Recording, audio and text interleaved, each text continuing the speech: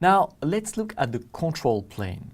As you can see here, my AP has a control plane communication with the controller. So at regular interval, they will be sending traffic back and forth. So the AP is going to send updates to the controller, and at regular interval, the controller is going to tell the access point to update its configuration. Okay, so that's the normal mode, for the local mode access point.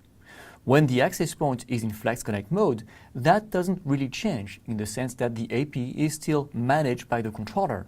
The AP gets its configuration from the controller. So if you boot the AP and there is no controller, and if the AP is out of the box, well, the AP cannot do anything because it doesn't even know what SSID to support. So the AP always has initially to talk to the controller so that the control traffic can be exchanged between the AP and the controller. But what is specific to the Flex Connect access point is that we accept that at some point that system may change. As long as the AP talks to the controller, it is in what we call the connected mode. But if something happens on the WAN, it may happen that suddenly that communication stops. And that is what we call the disconnected mode.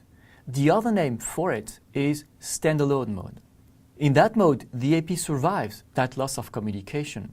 It already has its configuration from the controller, the communication stops, and the access point keeps the configuration it had before from the controller for as long as it stays in that standalone mode.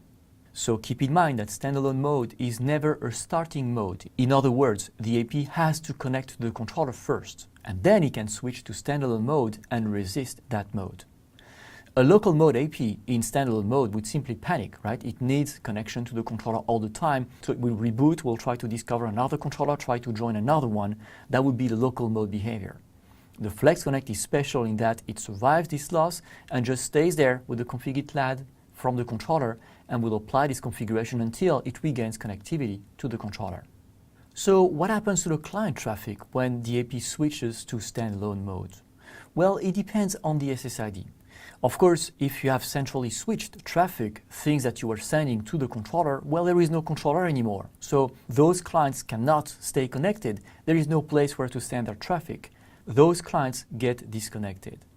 The central authentication stops as well, right? So every SSID that you have that uses central authentication cannot authenticate new clients. But if you have a combination where you have central authentication and local switching, well, that means that the AP cannot take new clients because it cannot authenticate these new clients because there is no controller. But the clients that were already authenticated can still stay there because their traffic is locally switched.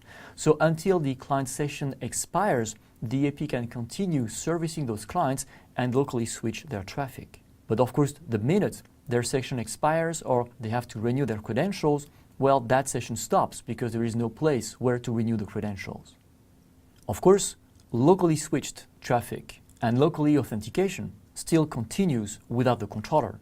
So when you have SSIDs that use local authentication or local switching, those two continue without interruption.